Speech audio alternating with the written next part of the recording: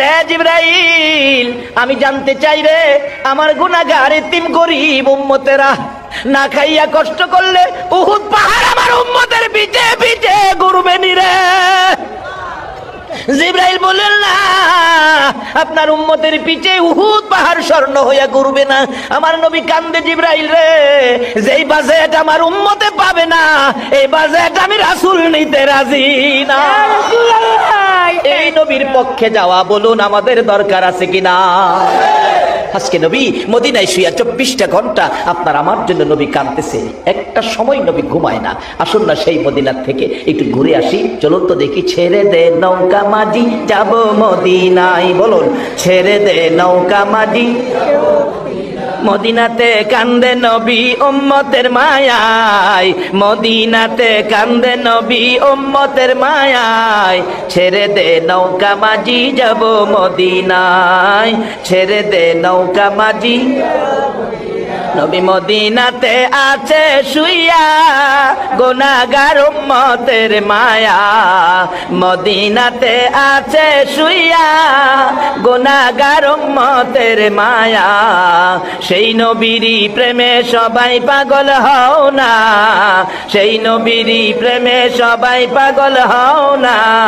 ছেড়ে দে নৌকা মাঝি যাব মদিনা, ছেড়ে দে নৌকা মাঝি।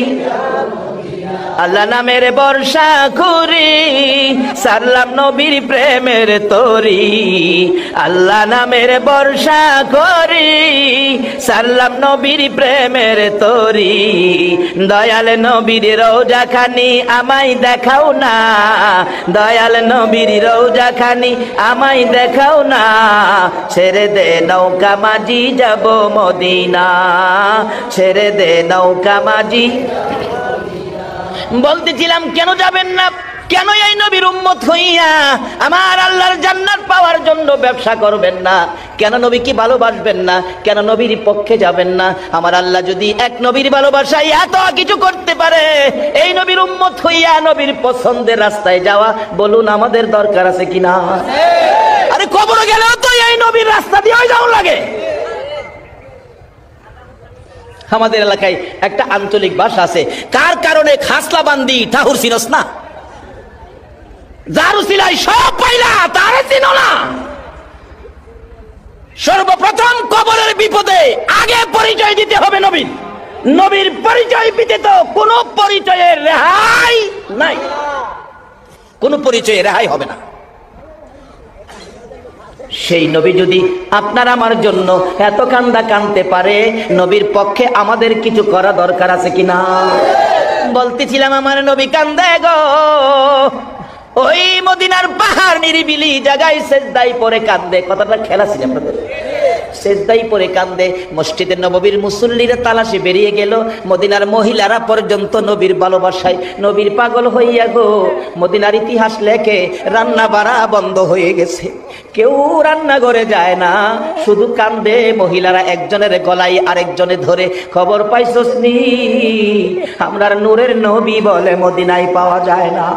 এমনকি মদিনার মহিলারা বললেন, আমাদের কুলের বাচ্চাগুলোকে দুধ খাওয়াইতে চাইলে মা স্তনে বাচ্চাকে দুধ খাওয়াবেন চেষ্টা করে, বাচ্চারা স্তনে মুখ লাগায় না, মায়ের মুখের দিকে তাকাইয়া চোখের পানি ছাড়ে, মাঝে মাঝে ঠোঁট দুইটা নাড়ে, কি যেন বলবেন।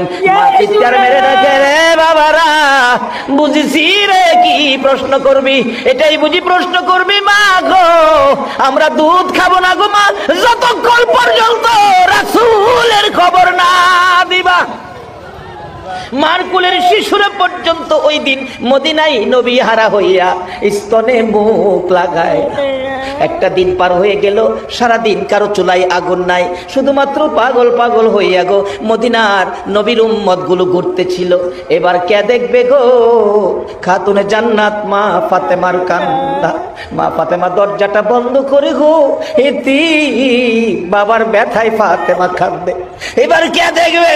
হাসাইন আর হুসাইনের কান্না। দুই ভাই গলাগলি করে কাঁদবে, না না গো কেমনে আমরা দুই ভাইরে বুইলা গেলা গো না। যে হাসাইন আর হুসাইনের প্রতি আমার নবীর কত মহব্বত, কত ভালোবাসা ছিল। আমার নবী 3 দিন পেটের খিদা লইয়া খাতুনে জান্নাত ফাতেমাতুজ জাহরার বাড়ির দিকে যাচ্ছে। ফাতেমার ঘরে কিছু খাবার খাবে, আমার নবীর এটাই যেন ইচ্ছা। দরজায় আওয়াজ দিলেন, মা ফাতেমা কান্নার কণ্ঠে জবাব দিল। ফাতেমা ডাকতেছে, বাবা আসছেন। হ মা, দরজা খোলো। দরজা খুললে খাতুনে জান্নাত ফাতেমাতুজ জাহরা চোখের পানি মুছতেছে। ফাতেমা গো, কেন গো মা চোখের পানি মুছতে কাঁদতেছো? ফাতেমা ডাকতেছে, বাবা গো, আজকে 3টা দিন পার হয়ে গেছে গো, ফাতেমার চুলায় আগুন জ্বলে। নানা গো কইয়া তোমার 2 নাতি কাঁদতেছে, পেটের খিদা লইয়া গো বাবা, তোমার আদরের 2 নাতি ঘরের বাহিরে যায় কাঁদতেছে। আমার নবী নাতির কষ্টের কথা শুনে নিজের খিদার কথা রাসূল ভুলে গেছে। যাইয়া দেখে 2 জন গলাগলি করে কান্দে, মা 3 দিন হলো রে ভাই খাবার দিতে পারলো না, চলো আমরা 2 ভাই আমরা নানার বাড়িতে চলে যাব, আমরা নানার বাড়ি যাব, মা খাবার দিতে পারে না।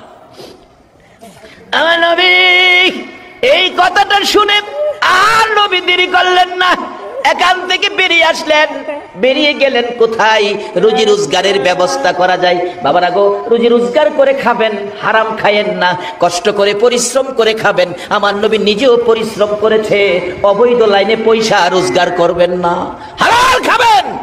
হালাল ব্যক্তিকে আমার নবী সুপারিশ করে জান্নাতে নেবে। নবী নিজে একটা ইহুদির খেজুরের বাগানের পাশে গিয়ে ডাকতেছে, ইহুদি তোমার খেজুরের বাগানে কাজের লোক রাখবা? ইহুদি কয়, চেহারা দেখিয়া হায় হায়, আপনার এত সুন্দর চেহারা, মনে হয় ভালো মানুষের সন্তান, ভদ্রলোকের সন্তান হবেন, বংশধারী লোক, মনে কোনোদিন কাজ কাম করেন নাই, আপনি কি পারবেন কাজ করতে? রাসূল কয়, হ্যাঁ পারবো। কি কাজ দিয়েছে? কিতাব লেখে, মাটির কুয়ার থেকে পানি উঠাইয়া খেজুর গাছের গুড়ি দিব। আমাদের দেশের লোকেরা মরুভূমির দেশে যায় এরকম পানি দেয় না গাছের গোড়া গোড়ায়? এই চাকরিটা রাসূল নিয়েছে। আশেকে রাসূল, আশেকে ওলির দেশের মানুষ, এই কাজটা তো আমার রাসূলও করেছিল, যে কাজের দায়িত্ব নিয়ে তোমরা যাও। নবীজি পানি উঠাবেন, মাইনা কি দিবেন? ইহুদি বললেন, 1 বালতি পানি উঠাইলে 3টা করে খেজুর দিব। নবীজি 8 বালতি পানি উঠাইছেন হাসাইন হুসাইনের ব্যথায়। 8 বালতি পানি উঠাইয়া 9 বালতির জন্য বালতিটা নিচে সাইরা টান দিলে রশি সিরা বালতি পড়ে গেছে। নবীজি দাঁড়াইয়া রয়েছে, ইহুদি দূর থেকে তাকাই রয়েছে, পানি উঠাও না কেন?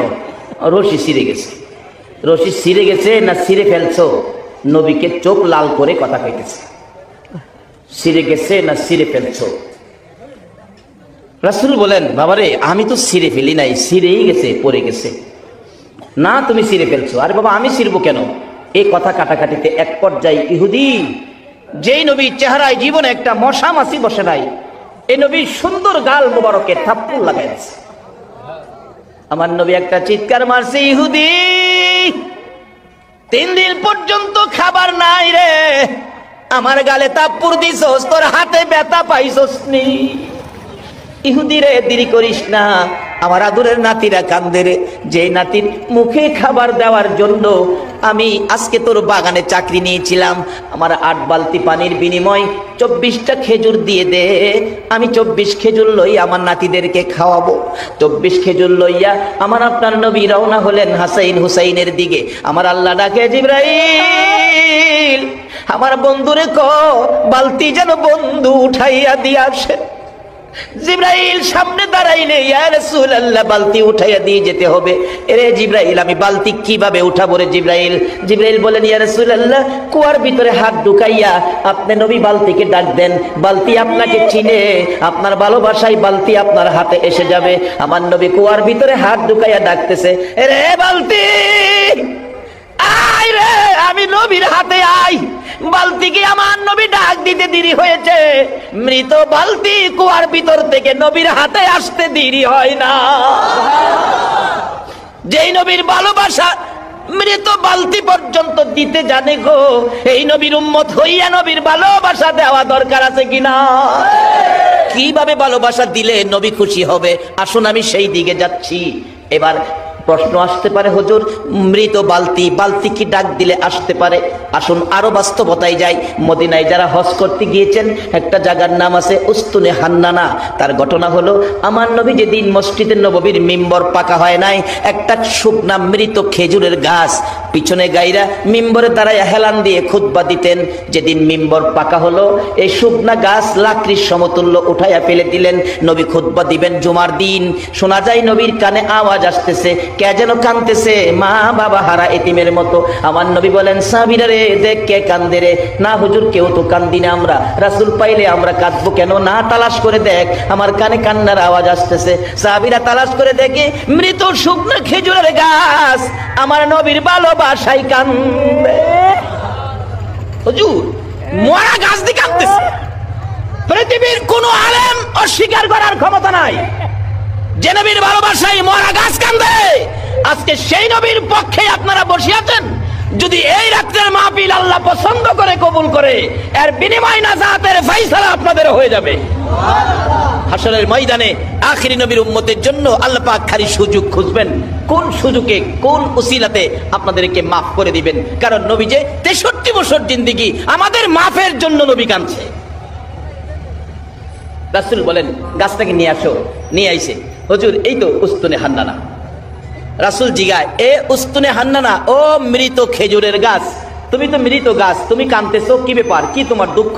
মৃত খেজুরের গাছ বলে, ইয়া রাসূলুল্লাহ, এতদিন আপনার পিঠ মুবারকের সাথে আমি লাইগা থাকতাম, আজকে যে মিম্বর পাকা হওয়াতে আমাকে সরাইয়া দিলেন, আমাকে দূরে ফেলাইলেন, রাসূলের বিরহের ব্যথায় আমি মরা গাছ কাঁদতেছি। নবীর বিরহের ব্যথায় মৃত গাছ কান্দে, কি আশ্চর্য! রাসূল খুশি হলেন। রাসূল কি হলেন? খুশি হলেন। মরা গাছ রাসূলকে খুশি করতে পারলো, কিন্তু আমরা জীবিত নবীর উম্মত হয়ে তো খুশি করতে পারলাম না। আসুন খুশি করে আল্লাহর সাথে ব্যবসা করে আজকে জান্নাতের বাজেটটা লইয়া বাড়িতে যাবো। রাজি আছেন আপনারা? কিভাবে নিবেন? রাস্তায় আছে সামনে। নবীজি খেজুরের গাছের কান্না শুনে খুশি হলেন। তুমি আমার জন্য এত পাগল, এত ভালোবাসো, যাও যাও, তুমি আর কাঁদো না, আমি রাসূল তোমার জন্য দোয়া করে দেই, তুমি একটা জীবিত খেজুরের গাছ হয়ে যাইবা। আচ্ছা, আমরা নবীর দোয়ায় মৃত গাছ জীবিত হবে কিনা বলুন? আল্লাহু আকবার। আল্লাহ ডাকতেছে, ও মৃত খেজুরের গাছ, আমি দোয়া করি জীবিত একটা খেজুরের গাছ হয়ে যাইবা। উস্তুনে হান্নানা মরা খেজুরের গাছ কয়, হুজুর আমি এই দোয়া চাই না। এই চাই না কইস না, কিয়ামত পর্যন্ত হায়াত পাইবি রাসূলের দোয়ার বরকতে। না হুজুর এই দোয়া চাই না।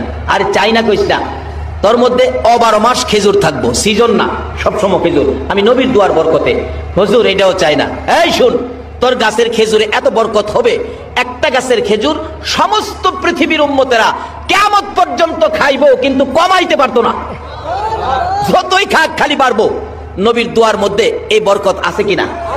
হায় হায় হায়, কি যে বরকত আছে, এটা আলোচনা করতে গেলে যাইবো গা সারা রাত। ডাকতেছে, দোয়াটা মাইনা নে। খেজুরের গাছকে, হুজুর সারা পৃথিবীর উম্মতের খেজুর খাওয়াইতাম, এই দোয়াও চাই না। তা তুই কোনটা চাস ক?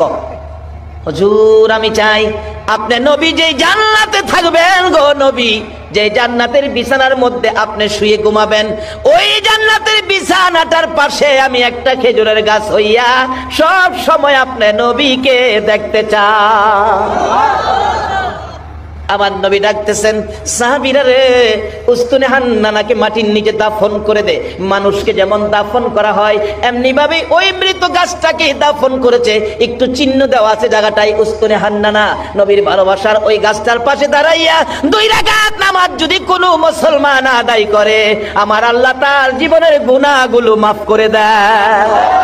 বসতে চাইলাম, ওই মদিনার উস্তুনে হান্নানা মৃত খেজুরের গাছ যদি নবীর সাথে কথা বলে নবীর মায়ায় কানতে পারে, এই নবী হাত বাড়াইলে বলুন কুয়ার বালতি কি নবীর হাতে আসতে পারে না? বালতি উঠাইয়া ডাকতেছে, ইহুদি ইহুদি নেরে বাবা, তোর বালতি তোরে উঠাইয়া দিয়ে গেলাম, এই যে লাও তোমার বালতি। ইহুদি কয়, বালতি সিরা পড়লো, উড়াইলো কি দিয়া? কোনো রশি নাই, কোনো কিছু নাই, উঠাইলো কি দিয়া?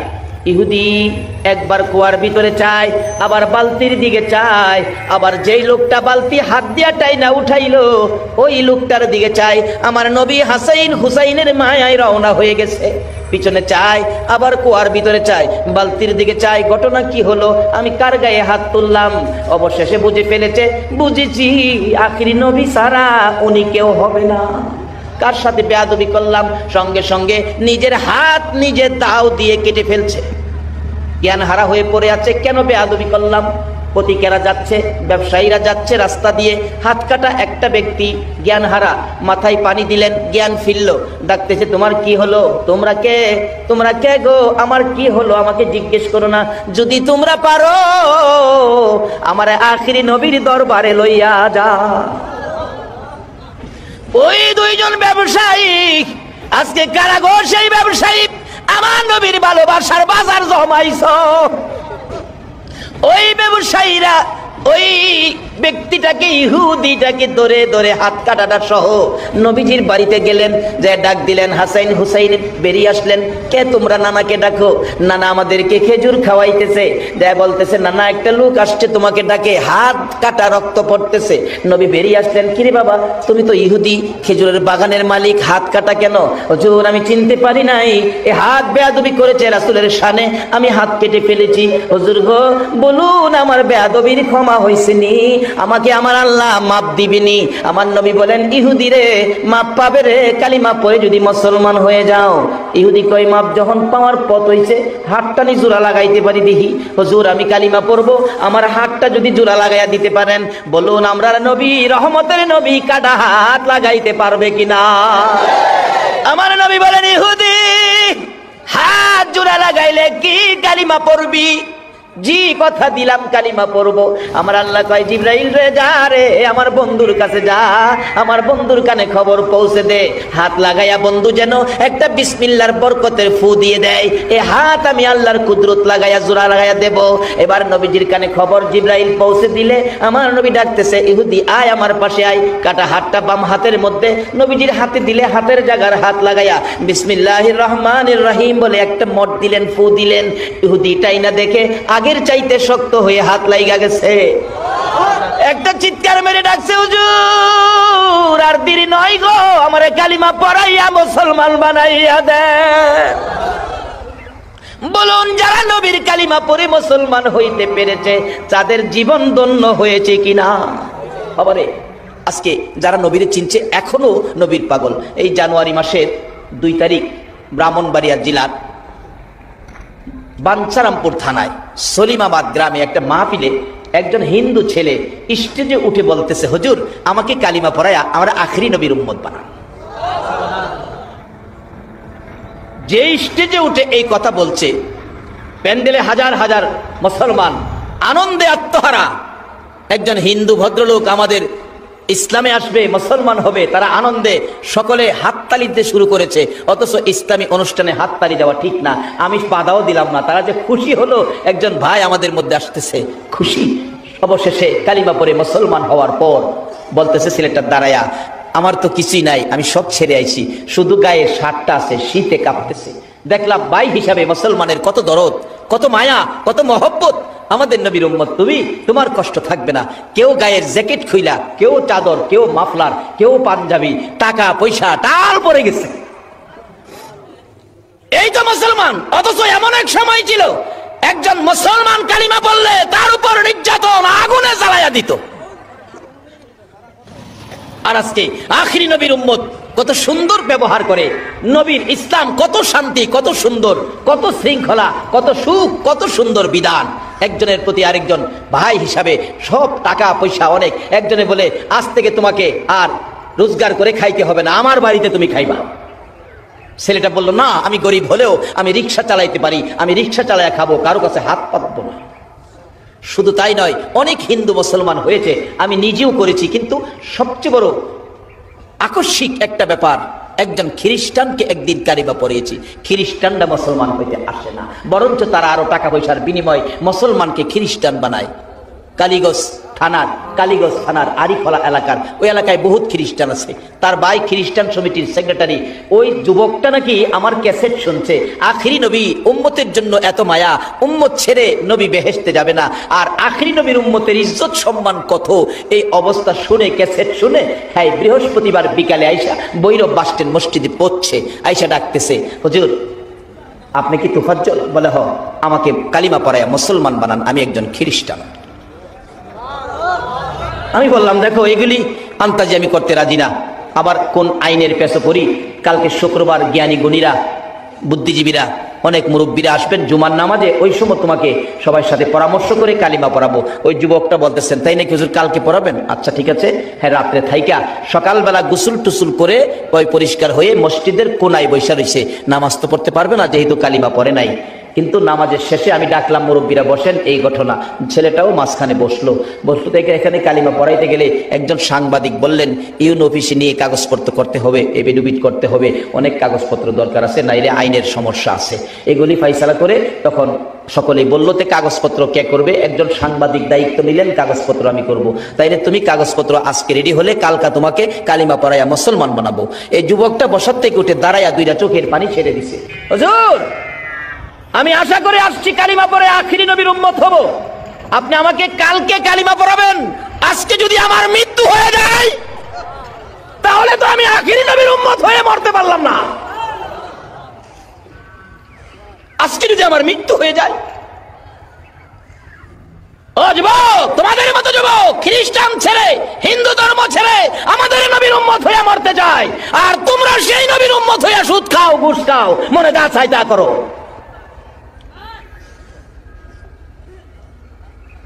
কেন তোমার আমার মধ্যে এই রোগগুলি ঢুকলো? আসো, যে কাজের জন্য আল্লাহ বানাইছে আমরা সেই কাজটা আদায় করি। কি করবেন? আসতেছি সামনে। সে নবীর উম্মত হওয়া আমাদের দরকার আছে কিনা বলুন? খ্রিস্টান যুবক যদি কালিমাটা কালকে নয় আজকে পড়ান, কেন? যদি আমার বিকালে মৃত্যু হয়ে যায়, আমি তো আখির নবীর উম্মত হয়ে মরতে পারলাম না।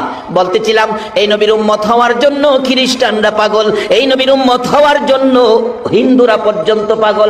বাস্তব দুইটা ঘটনা বললাম। এই নবীর উম্মত যারা হয়েছেন, এই নবীর খুশি করার কাজগুলো করা আমাদের দরকার আছে কিনা?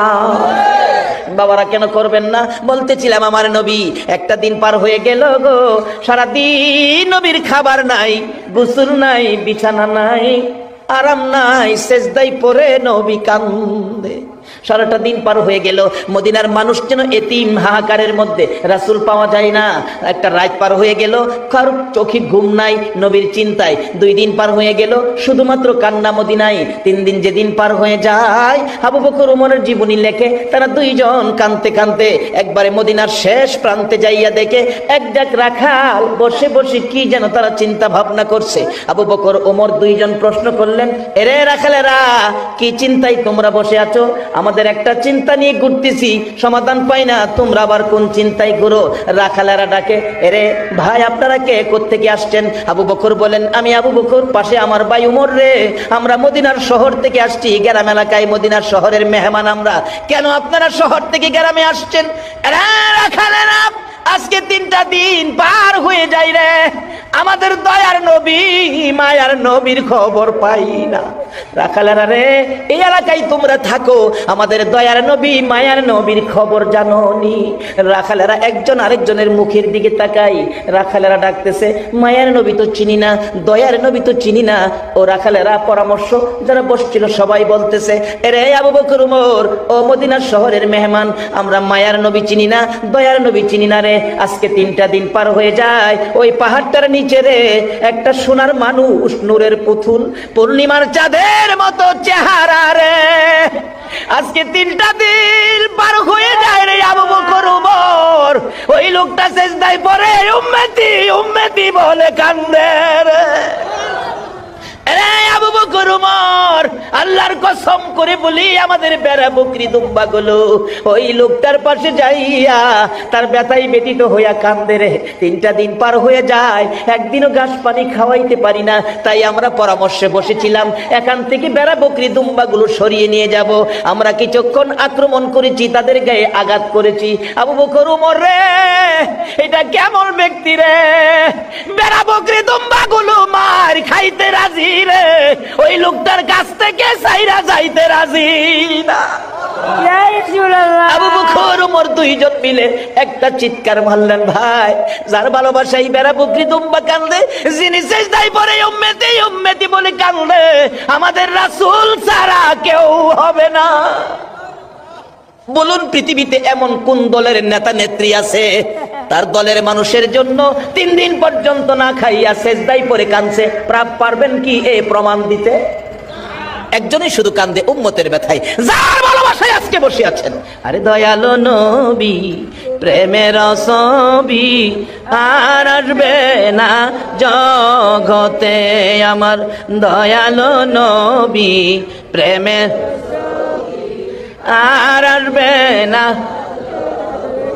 হাসর দিনে উম্মত বিনে, হাসর দিনে উম্মত বিনে যাবে না নবীজি বেহেশতে, দয়ালো নবী প্রেমের ছবি আর আসবে না জগতে, আমার দয়ালো নবী প্রেমের ছবি আর আসবে না।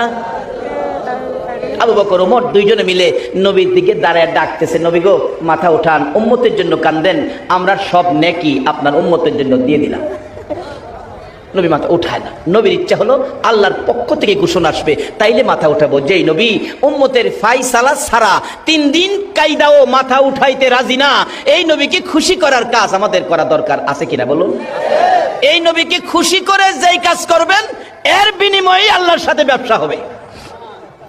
যেমন ব্যবসা করেছে সুমাইয়া, আল্লাহকে খুশি করে জান্নাত নিয়ে নিতে তো, কিন্তু আমরা জান্নাত নিতে পারলাম কিনা? আসুন কিভাবে নিব। ব্যবসা করতে গেলে নবীজি একটা হাদিস দিছে, ব্যবসা করতে গেলে আগে মাহাজনের সাথে সম্পর্ক করতে। আপনাদের শ্রীমঙ্গল থেকে আনারস নিব, আনারস নিতে গেলে তো কে আনারস বিক্রি করে আগে মাহাজনের লোক আমার একটা যোগাযোগ করুন, লাগতো না? আমার আল্লাহ মাহাজন, আপনারা হবেন ব্যবসায়ী। আমার নবী কইছে এই ব্যবসায়ীর সাথে যোগাযোগ তোমরা আগে করো, আগে পরিচয় করো। কিভাবে করবা? হাদিস দিয়ে রাসূল বলে গেছে, আসসালাতু মেরাজুল মুমিনিন। ওই মাহাজনের সাথে যোগাযোগের বাহন হলো নামাজ। যেই যত বুজুর্গির অভিনয়ই করেন, নামাজ ছাড়া ওই মালিকের সাথে যোগাযোগ করার রাস্তা নাই। সহজই করছি অনেক। ব্যবসা করবেন মাহাজন চিন্তিব তো, নবী কইছে এই মাহাজনের লগে যোগাযোগের রাস্তা হলো নামাজ। আসসালাতু মেরাজুল মুমিনিন। বাইজিদ বুস্তামি রহমাতুল্লাহ আলাইহির জীবনী। এই ওয়াজে বাইজিদ বুস্তামি আল্লাহর ওলি হইয়া নবী কইছে মাওলার সাথে দেখা করতে নামাজ দা। আর কি করুম, জায়গা ঘুরে গেলে আই, আল্লাহু আকবার, খারিছে লাগা।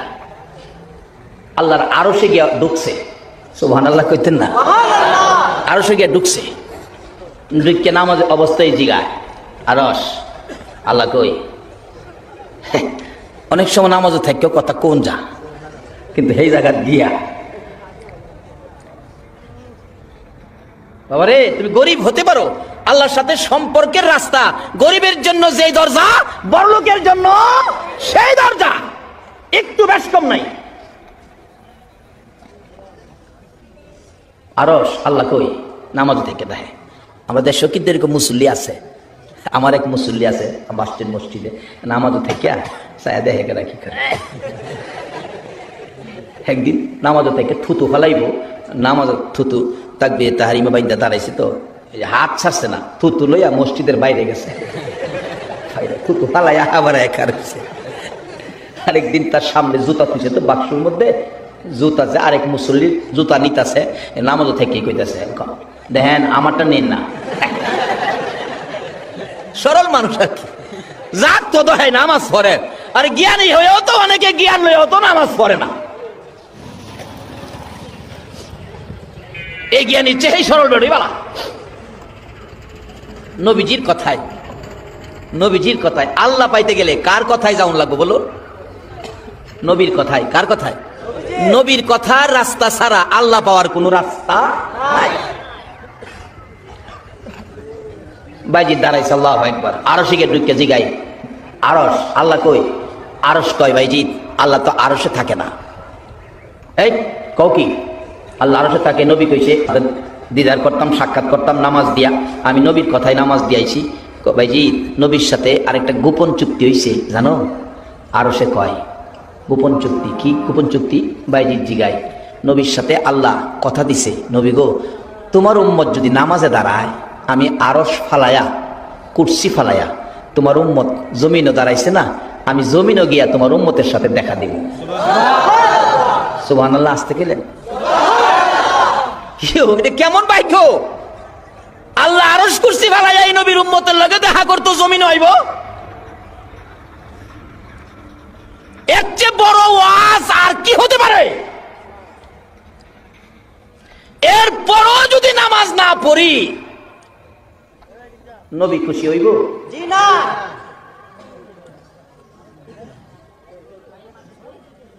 বাবারা, আমরার ব্যবসা নামাজের মাধ্যমে আগে মালিক চিনা লই, আগে মালিকের লগে সম্পর্ক করি, মাহাজন চিনা লই। কোন নামে কোন দোকানে মাল ভাড়াইবেন, আগে মাহাজন চিনা লন। কার দোকানতে মাল নিবেন, কোন দোকানের মাল কি অবস্থা, আগে মাহাজন চিনেন। নবীজি কইছে মাহাজন চিনার লাগে বাইজিদ বুস্তামি রহমতুল্লাহ লাগেছে গা, যা ডাকতেছে আরশ কই, মালিক কই? মালিক তো আরশে না, নবীর লগে কন্ট্রাক্ট হইছে। নবীর উম্মত নামাজে দাঁড়াইলে আরশ কুরসি ফালাইয়া জমিনে যাইব। তুমি নামাজে দাঁড়াইছো, আল্লাহ তো জমিনে গেছে। একটা চিৎকার যে মারছিন বাইজিদ আল্লাহু আকবার বলে, বাইজিদের সারগীত বলেন, আমি চিৎকারে ঘুম থেকে উঠছি, ঘুম থেকে উঠে দেখি আমার পিসাব কেবলা বাইজিদ গলাটা গড়গড়ায় রক্ত বাইরিতেছে। এত জোরে চিৎকার মারছিন কেন? যে আল্লাহ বলে এই নবীর উম্মতের সাথে দিদারের জন্য জমিনে যায়।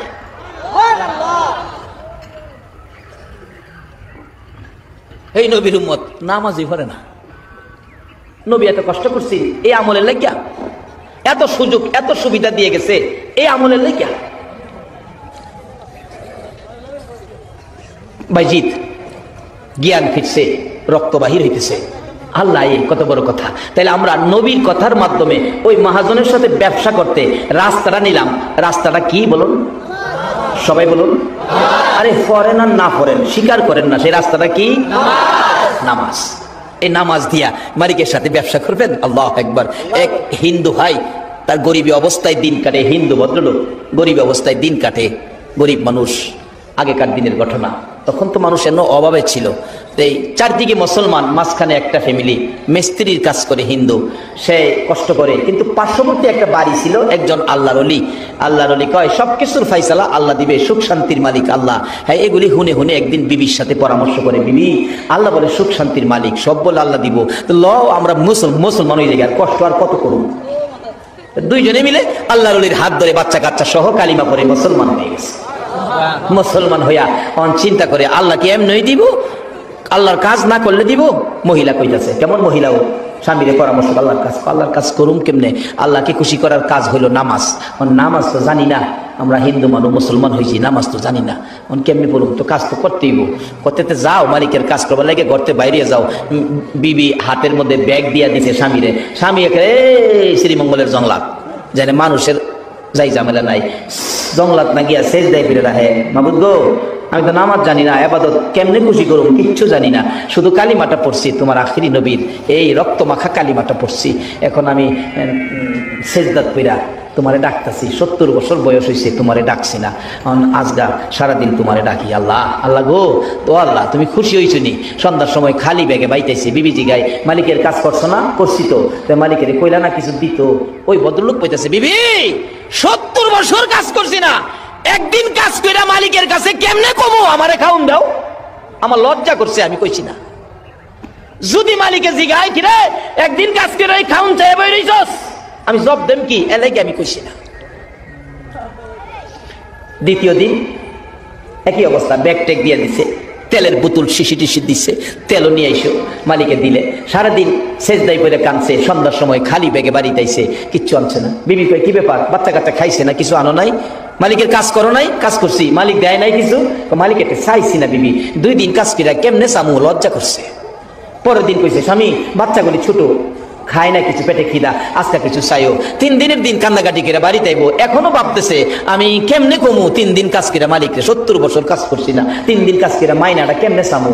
লজ্জায় না চায়া রাস্তাতে আবার চিন্তা করে বিবিরে কেমনে বুঝামু? বিবিরে বাচ্চা কাচ্চা খাইছে না, হেরারে সান্ত্বনা দিমু কেমনে? আর মালিকের তো কইতাম পারতাছি না, আর বাড়ি তো আজগা কিছু না লইয়া যাইতাম পারতাছি না, মালিকের না কইয়া লজ্জা করে কেমনে কমু? যাক বিবিরে বুঝাইবার লেগে, বাচ্চা কাচ্চারে বুঝাইবার লেগে একটা সিস্টেম করি। তার জীবনী লেখে, 1 ব্যাগ বালু ভরছে, বালু 1 ব্যাগ বইরা 2 বোতল পানি ভরছে, পানি বইরা বাড়ি যাইতেছে। বিবি দূর থেকে দেখে, আজকা বুঝি মালিকে দিছে খাবার। দেখা যায় ব্যাগ ভর্তি, বাচ্চাদেরকে দেখাইতেছে, দেখ তোর বাবা মালিক কেমন মালিক আমরা রে, দেখ 3 দিনের কাজে 1 ব্যাগ ভর্তি খাবার দিছে। বাচ্চাগুলি খুশি। আমার আল্লাহর আগে জিবরাইল রে, এই নিষ্পাপ বাচ্চাগুলো তাদের মনটা খুশি রে, আমি খাবারের ব্যবস্থা করেছি। আজকে যদি খাবার যদি এই বালুর ব্যাগে না হয় খাবারের ব্যবস্থা, আমি আল্লাহর কলঙ্ক হইয়া যাইব। জিবরাইল যা রে, জলদি করে যা, ওই আমার বান্দা আমার গোলামের বালুর ব্যাগটুকুন তার বিবির হাতে দেওয়ার আগে আগে তুই জিবরাইলের হাতটা লাগাইয়া দিস, আমি আল্লাহর কুদরতে এই বালু আটা বানাইয়া দিব। ব্যাগের মধ্যে কি কি কি বলুন? আল্লাহ পারবনি বালু আটা বানাইতো? মুসলমান, আসো না সেই জায়গায় ব্যবসা করো না। যদি বিশ্বাস করতে কষ্ট হয়, আসুন ওমর ফারুক রাদিয়াল্লাহু তাআলা আনহুর জীবনী যাই। ওমর যখন রাষ্ট্রপতি আইন করে দিয়েছে অন্যায় করলে সাইজ কিরালামু, আইন হলো যে অন্যায় করবে সাইজ কিরালামু, অন্যায় করতে পারবে না। রাষ্ট্রপতি হইয়া রাত্রে ঘুরে, কেউ নি অন্যায় করে, রাত্রে রাষ্ট্রপতি ঘুরে। আর অহনের দিনে রাষ্ট্রপতিরা রাত্রে ঘুরবো? রাষ্ট্রপতি রাত্রে ঘুরে, কেউ নি অন্যায় করে। দেখা যায় দূরে একটা মিটি মিটি হারিকেন হাতে একটা ব্যক্তি জংলার কাছে যাইতেছে। ওমর দূর থেকে ডাক মারছে, কে ভাই হারিকেন নিয়ে যাচ্ছ জংলার কিনারে? ভয় পাও না, আমি ওমর আইতাছি। কিতাব লেখে আসলে এই বেড়া মদ খুর, মদ খাইতে যাইতেছে। একটা কথা আছে না, যেখানে বাঘের ভয় এখানেই বলে রাইত হয়। যে উমরের বয়ে বাড়ি সাইরা জংলায় যাইতেছে, কারণ উমরে অন্যায় করলে সাইজ কিনে লাইব, সেই বয়ে জংলায় গেছে আর উমর ওই ডাকটা মারছে। বলুন তো হের ভাই হানা ভাতলা হইছিনি? কাপুলতা ঠিক আছে? ওমর যেখানে খাতির জমা যাইতো এখন তাড়াতাড়ি গেছে। কেন? এত রাত্রে জংলার কাছে কোনো বিপদ নি হয়, বাঘ ভাল্লুকে নিয়ে আক্রমণ করে। ওমর বাঘের বিচার করেছে। বলুন আল্লাহু আকবার। বাঘের বিচার পর্যন্ত ওমরে করতেন। বলুন আমরার বুশ কি বেটা ছিল, হ্যাঁ পারবো বাঘের বিচার করতো? এর বাপে পারবো? কিন্তু আখেরি নবীর উম্মত যারা আল্লাহর সাথে ব্যবসার কানেকশন মজবুত করেছে, তাদের পক্ষে সম্ভব ছিল বাঘের বিচার করতে। ওমর, লম্বা ঘটনা হেদিকে যাই না, ওমর ডাকতেছে, বাঘ ভাল্লুকের বিপদ হতে পারে, তুমি দাঁড়াও দাঁড়াও আমি আসতেছি। হেই বেটা মদের বোতল সামনে থইয়া আকাশের ভাই চায় ডাহে, আল্লাহ গো যে বিপদের বয়ে আসতাম এই বিপদ দি, বাঘের বিপদ না উমরের বিপদ। ওমর দৌড়াই গেছে, যায় দে হারকিলটা কাছে 2টা মদের বোতল সামনে থইয়া হ্যাঁ কাঁপতাছে। মদের বোতল দেখলে ওমরের মেজাজটা কেমন হইতেছে কন্ত? এত রাত্রে ঘুরতেছে অন্যায়ের বিরুদ্ধে, আর হে অন্যায় করতেছে হেন রাত্রে অগুমা, এমনি তো মেজাজ গরম। একটা ধমক যখন মারছে, বলে কি হেই বেচারা কাঁপতে কাঁপতে কয়, হুজুর দুধের বোতল। কি এর বোতল? ঘুমাই দিয়েছেন আপনারা? কি এর বোতল? আসলে কি? আর হ্যাঁ কইতাছে কি? উমরের চেহারা দেখে হ্যাঁ সাব ডিভিশন ঠিক নাই। হুজুর দুধের বোতল। এত রাত্রে দুধের বোতল লইয়া কই যাস? হুজুর আমার বোনের অসুখ, বোনের লেগে 2 বোতল দুধ নিতেছি। ওমর কই লেভেলে কই মদ আর তুই কস দুধ? লেভেলে কই মদ আর কইতাছে দুধ, লেভেলে কই একটা, হ্যাঁ বুঝাইতাছে আরেকটা। এরকম লেভেলে বেশ কম আমরার চরিত্রের মধ্যে আছে না? লেভেলে কই মুসলমান আসরের নামাজ পড়ে বাইরিছে, দুহানো গিয়া 1 মণ চাউলের মধ্যে 35 সের দিয়া বিদায় করছে। আছে না? আছে না চরিত্র? ও বাবা কেন তুমি এই কাজটা করলা? তুমি জানো না তুমি কত বড় নবীর উম্মত? লেভেলে কই নামাজি, করছে গিয়া চাউলের মধ্যে ছুরি। এই রোগ যাতে আমাদের না থাকে একটা শর্তের উপর, আমরা আখিরি নবীর উম্মত। বাবার রাত অনেক হয়ে গেছে, আমি শেষ দিকে গেছি, আমি দোয়া করবো আপনাদেরকে নিয়ে। এবার দেখা গেল ওমর ধমক দিলেন, লেভেলে কই মদ আর তুই কইতাছস দুধ? হুজুর দুধ বোনের বাত নিতেছি। ওমর মাথা নিচে করে হাত বাড়াইতেছে, বোতল 2টা দেখবেন মুখ খুললা আসলে দুধ কিনা। ওই লোকটা ডাকতেছে, প্রভু গো যার হাতে ধরা পড়েছি তুমি ছাড়া কেউ বাঁচাইতে পারবে না, আমারে বাঁচাও গো আমার আল্লাহ, আমারে বাঁচাও। আমার আল্লাহ কয় জিবরাইল রে যা এই মদের 2টা বোতল উমরের হাতে যাওয়ার আগে আগে তোর হাত লাগাইয়া দিস, আমি আল্লাহর কুদরতে মদের বোতল দুধের বোতল বানাইয়া দিব। ওমর দুধের বোতল হিসাবে মদের বোতলের দিকে হাত বাড়াইতেছে, ওই লোকটা দৌড়ায় এসে মদের বোতল নিজের হাতে নিয়ে ডাকতেছে, আল্লাহ গো দিতেছি উমরের হাতে, তুমি আমারে বাঁচাইও। মদের বোতল উমরের হাতে তুলে দিলে, জিবরাইল মাঝখান দিয়ে হাত লাগাইয়া দিলে, ওমর মুখটা খুইলা দেখে আল্লাহর কসম ওই মদের বোতল দুধের বোতল হইয়া গেছে। মদের বোতল যদি উমরের হাতে যাওয়ার আগে আমার আল্লাহ ওই বান্দাকে বাঁচানোর জন্য দুধ বানাইয়া দিতে পারে, বলুন আমার আল্লাহর ইজ্জত রাখতে যাইয়া ওই বালুকে আমার আল্লাহ আটা বানাইতে পারে কিনা? বিবির হাতে দেখতেছে আর বিবি খুশি হয়েছে, ও স্বামী কেমন মালিক গো, ব্যাগ ভর্তি আটা দিয়েছে, তোল আনছো, তোল আনছি গো বিবি, আসলে তো ভিতরে পানি। বালুর ভ্যাগ, পানি বোতলে, বোতল আর ভ্যাগ বিবির হাতে দেয়, আর কলিজা ফাটা কান্না কানতেছে, মাবুদ আমারে লজ্জা দিও না, তোমার নামের কলঙ্ক কইরো না। আমার আল্লাহ কয় জিবরাইল তোর হাতটা খালি লাগাইয়া দে। হাত লাগাইয়া দিলেন জিবরাইল, বিবির হাতে ওই বালুর ব্যাগ যাওয়ার আগে আগে 1 নাম্বার অস্ট্রেলিয়ার আড়া হইয়া গেছে। এ আল্লাহ কি আছে হনো? বাবা কি চান সব পাইবেন, শর্ত হলো এই মালিকের সাথে যোগাযোগের রাস্তা হলো নবী বলছে নামাজ, আসসালাতু মেরাজুল মুমিনিন। কিন্তু নবীর মহব্বতের সহিত নামাজ পড়তে হবে। নবীর মহব্বত ছাড়া নামাজ পড়েও মালিকের সন্তুষ্টি আদায় করতে পারবেন না। বাবারা আসুন, মালিকের সাথে সম্পর্কের জন্য রাস্তা হলো নামাজ, শর্ত হলো মহব্বত, নবীর মহব্বত। রাসূল নিজেও হাদিস শরীফে ওয়াজ করেছেন, লা ইউমিনু আহাদুকুম হাত্তা আকুনা আহাব্বা ইলাই মিন ওয়ালিদিহি ওয়া ওয়ালাদিহি ওয়ান নাসি আজমাইন। দুনিয়ার সবচাইতে ধন সম্পদ, বিবি বাচ্চা, টাকা পয়সা যা কিছু আছে সবচাইতে যদি রাসূলের ভালোবাসা অন্তরে বেশি না থাকে, ওই রকম ব্যক্তির ইবাদতেও কোনো কাজ হবে না। আসুন ইবাদত করি নবীর মহব্বত দিয়ে, নবীর ভালোবাসা দিয়ে। আর ওই নবী রাস্তা দেখাইছেন, এই মালিকের সাথে ব্যবসা, মালিক বলেছে জানমাল খরিদ করবে, জান্নাতটা আমাদেরকে দিবে। ওই জান্নাত পাওয়ার জন্য